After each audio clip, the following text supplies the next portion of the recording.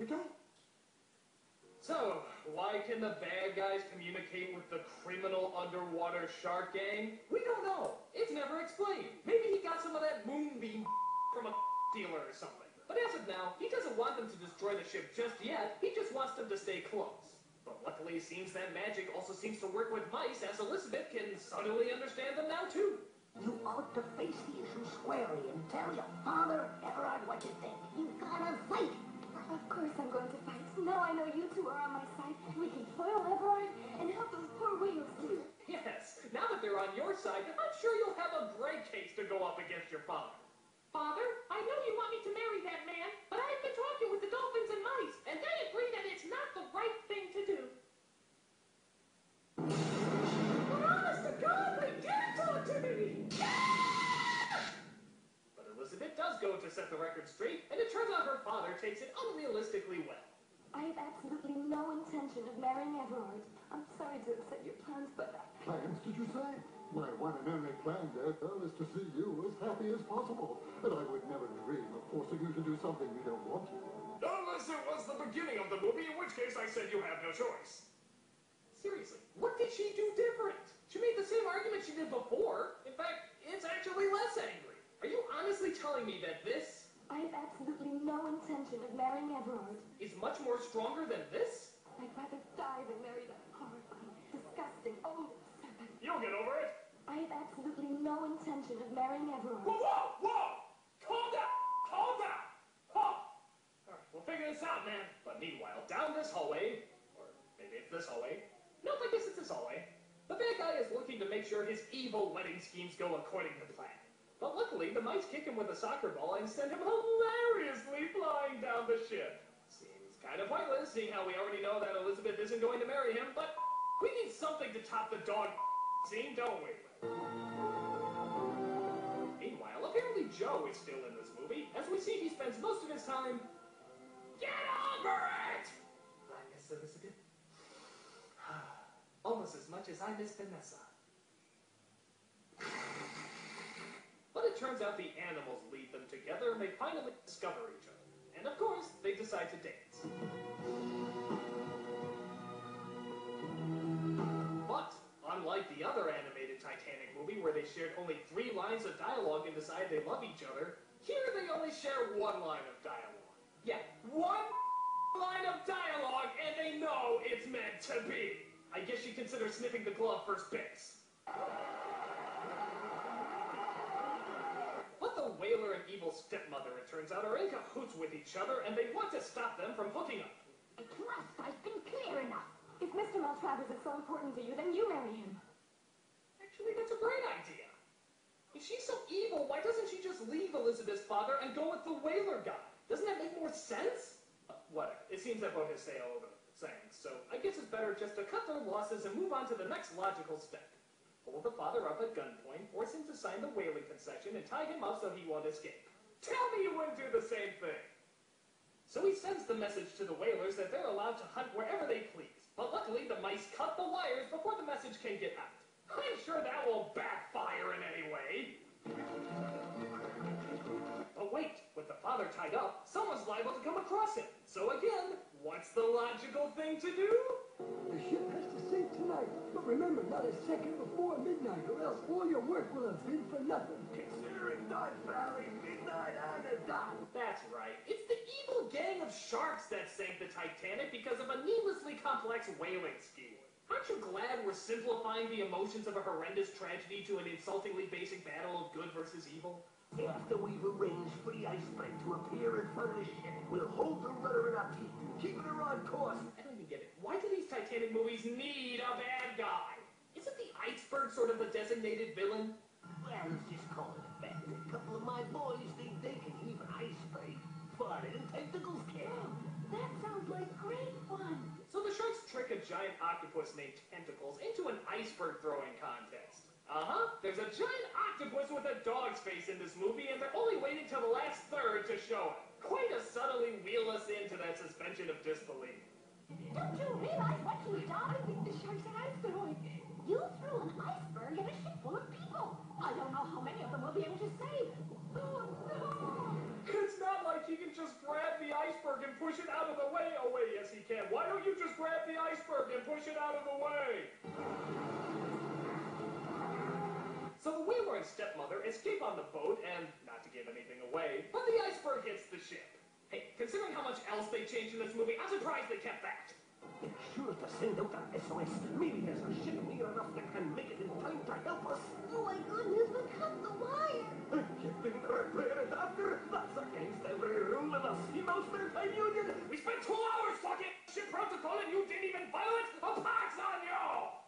So they try to fix the wires with the help of another mouse named Camembert. Get it? It's a cheese! But the wires won't stretch far enough, so there's only one thing to do.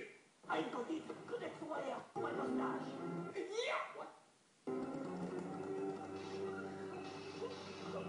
Yes, this would be an incredibly funny scene if it didn't end up killing him. No, seriously, it ends up killing him. Look. Oh, Camembert, Camembert, what a hero.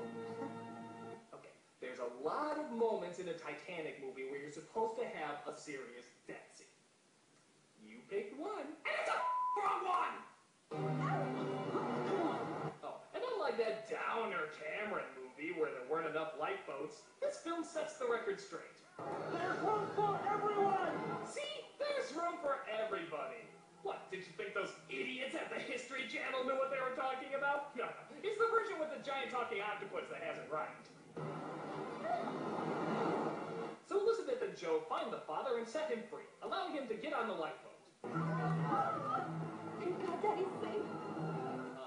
Why doesn't the daughter go too? Or for that matter, why not the boyfriend? Didn't you just hear the guy before? There's room for everyone! So hop aboard! It doesn't matter if you have in this movie, you can still make it out! But don't worry, Tentacles is there to put the ship back together. That's right, he's putting the ship back together. And just in case there's any confusion for this being mistaken for a tragic act of nature. The truth is, it's all my fault. No, Tentacles, it's not your fault. This all happened because of an evil, greedy human being. You heard it right there, folks. It was all because of an evil human being. The realities of life don't play here. Hey, the next time a family member dies, just tell your kid a whaler did it. It's all cool. I mean, hey, as long as you can blame something. What if my tentacles slip? I have to go back down. So while you're pondering why an octopus has to hold his breath to go underwater, it turns out the dolphins have good news. The whales! The whales are here! Hooray!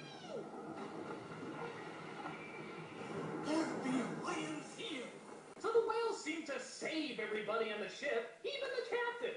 Yeah, because we all know he made it out okay. But unfortunately, Tentacles can't hold on anymore and goes down with the ship.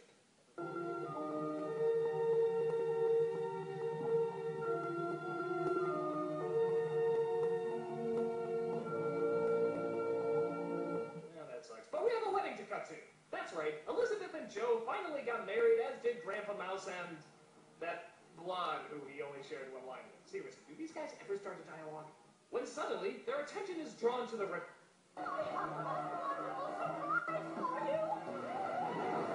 That's right, Tentacles is alive!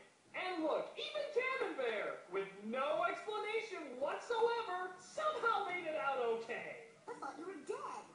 Nope. Tentacles is alive! Look down there! The whales! Oh, yeah, they're alive too! That's right, even though there were no whales or people in that shot you just saw, apparently everybody made it out alive. Thank God this isn't the least bit insulting to the hundreds of people who tragically lost their lives, or else this could possibly be the worst thing we ever produced as a species. Tentacles, you are a true hero. And the many people who couldn't find space in the lifeboats, you saved their lives too. Tell us how you accomplished such an amazing feat. It was the whales who did it, really. What is up with the whaling in this movie? Look, if you want to make a movie about whales, that's fine. More power to you. But leave the deaths of hundreds of innocent people out of it if you don't mind. I mean, even Fergal just stuck to the rainforest and didn't try to work in the Hindenburg disaster or anything. So this Ronnie is Granny Stella's brother. So flashback to present day as the kids realize Grandpa has clearly gone off his meds and made this entire story up. That means nobody's hunting the whales any longer. Is that right? Unfortunately, no, children. There will always be another river out our travelers. Their names may change, but their evil lives on, and the whales are still hunted. Shut up! I hope we nuke those so we don't get any more movies like this.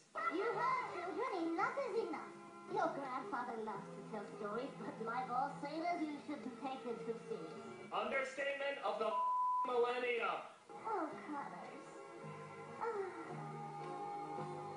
So just to recap, everybody, nobody died on the Titanic, animals can talk with moon magic, sharks form underwater gangs, whales are Jesus, and the reveal of a giant talking octopus in New York got absolutely no media attention whatsoever. So, to sum up... No, I need a minute.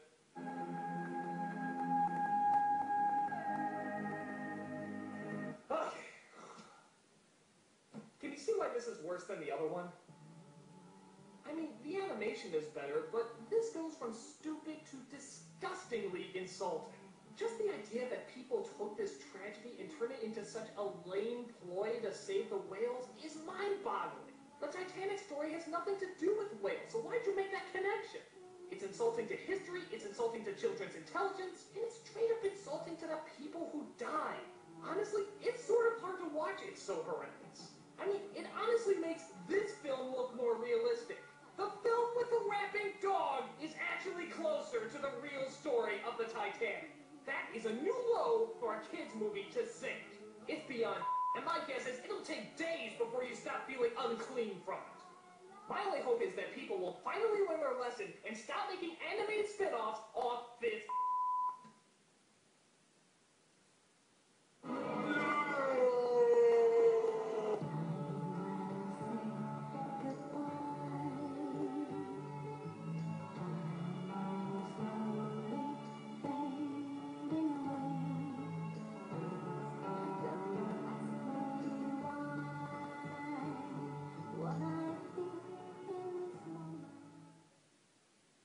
Well, there's one thing I'm not, and that's a racist.